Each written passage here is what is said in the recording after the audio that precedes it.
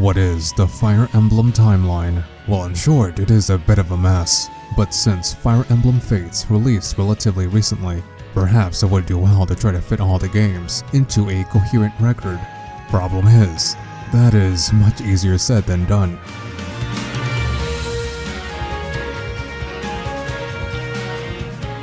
Alright, so let's start simple. Let's go back to the very first Fire Emblem game for the NES. At the time, it was one of the earliest games in the turn-based strategy genre. The plot deals with the kingdom of Altea, when it gets invaded by the Shadow Dragon Medius. Prince Marth, the heir to the Altean throne, would survive the invasion. Then he would go on to gather an army to oppose Medius. With the legendary sword Falchion in hand, he would then go on to defeat the Shadow Dragon. The next game in the series is Fire Emblem Gaiden. However, it would deal with brand new characters and a new setting. This would set the trend for future Fire Emblem games, as subsequent titles in the series would deal with entirely different lands and characters, each more distinct than the last. This left fans debating on what order the games take place in.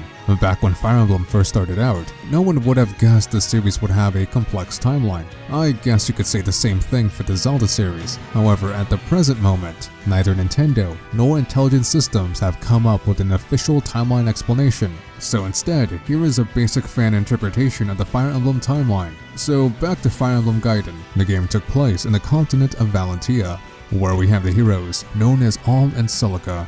Over the course of the story, they defeated the game's antagonist, which is the Dark Dragon Duma. Once they did so, Alm and Celica then unified the continent. Eventually, the land will be renamed to Valm, after the hero Alm.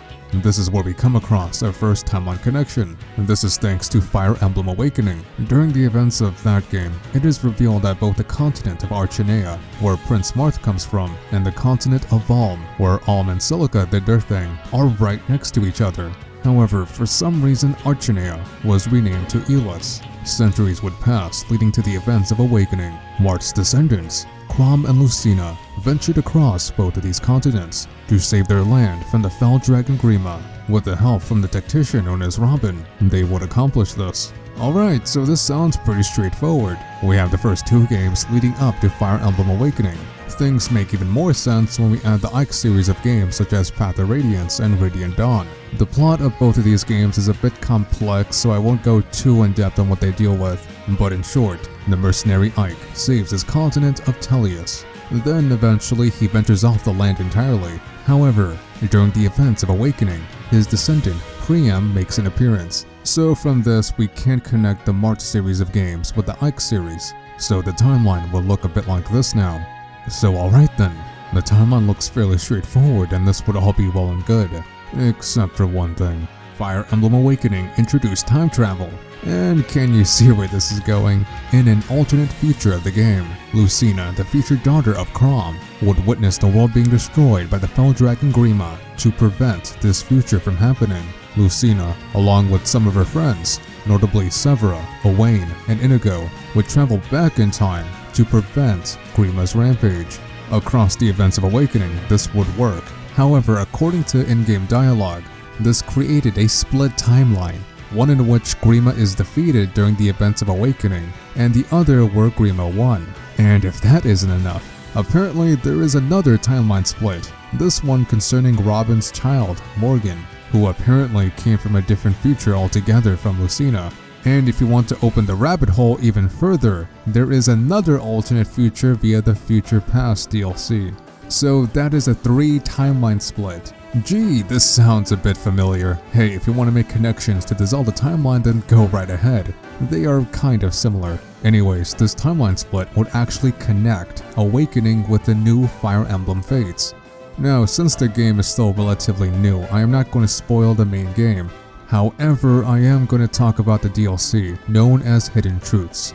So in short, Fire Emblem Fates takes place in an unnamed continent, divided by the Kingdom of Nor and Hoshido.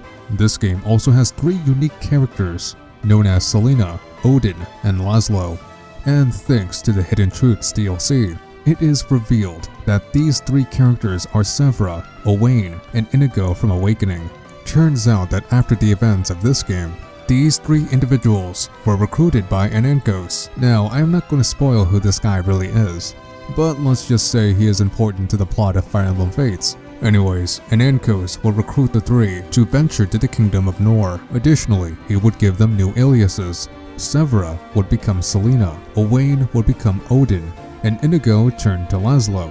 What to take from this event is that Fire Emblem Awakening and Fire Emblem Fates actually take place during different timelines or dimensions. Anankos actually said he had to travel through space and time to get to the Land of Awakening, and this is where we really construct the rest of the Fire Emblem timeline.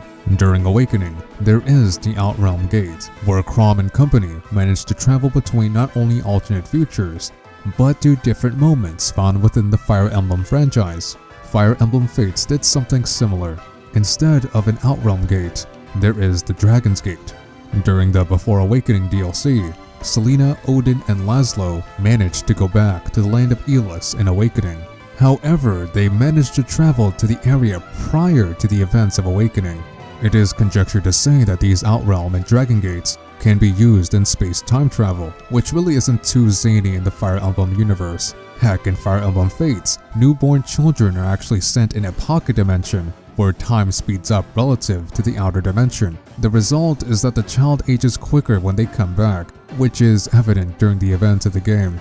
So yeah, what was once a series originally dealing with medieval fantasy now has space-time travel and pocket dimensions, only on Nintendo. But what about the other games in the franchise? How exactly do they fit in the timeline? Games like Genealogy of the Holy War and Thracia 776 fit in pretty nice actually, but they occur hundreds of years before the events of the first Fire Emblem game. However, it is not really clear where the rest of the games fit in. Blazing Sword and Binding Blade both take place in the continent of Elib. These games deal with Eliwood and his son Roy. These two games may fit in somewhere in the timeline, but currently it is unknown where exactly. Same can be said with Fire Emblem The Sacred Stones. This game takes place in the continent of Magvel, dealing with the siblings Ephraim and Erica. If anyone has any idea where these games take place timeline-wise, then comment below. So here it is, a fan interpretation of the Fire Emblem timeline. Well, until Nintendo or Intelligent Systems comes up with an official one, that is. This record begins with Genealogy of the Holy War and its sequel, Thracia 776. The series is followed up by the Mart series of games and Fire Emblem Gaiden. It is unknown when exactly Path of Radiance and Radiant Dawn takes place, but in all likelihood, these games take place before Awakening. Then we have a timeline split. During the Grima timeline, Severa, Owain, and Inigo travel from this timeline to the mainline Awakening one after the events of the game. The same three would travel to Nor during the events of Fire Emblem Fates. The timeline placement of the Roy series of games and Sacred Stones is unknown, but I want to say they take place before the event of Fire Emblem Awakening, mainly due to the Outrealm DLC, but I may be wrong on that. What do you guys think?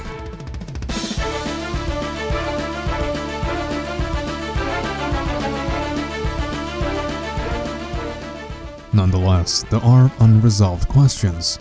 Fire Emblem Fates did extremely well sales-wise. It is currently the best-selling Fire Emblem game, so naturally, Intelligent Systems will be making more games in the franchise. So where exactly will the timeline go from here? Will the studio release an official timeline? Well, maybe. Thanks for watching The Theory, everyone. If you have any questions, suggestions, or theories of your own regarding this topic, then comment below. We would love to hear it.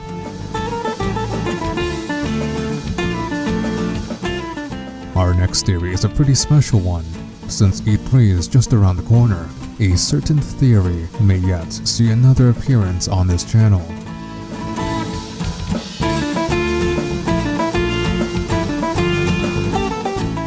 If you would like to assist in the development of these kind of videos, then support us over at Patreon. Thanks for watching The Theory, everyone. Also, shout out to my friend Death Envoy. He is also a Fire Emblem fan and he helped out a lot on the research of this video. Well, E3 is next week. Seriously, I cannot wait to see more Zelda Wii U stuff. That subject will probably be the main focus in the coming weeks. But we'll be making more Fire Emblem content too. Well, I'm gonna have to be heading out now. Love you guys, hope you all the best, and take care. Destined to see light beyond the shore.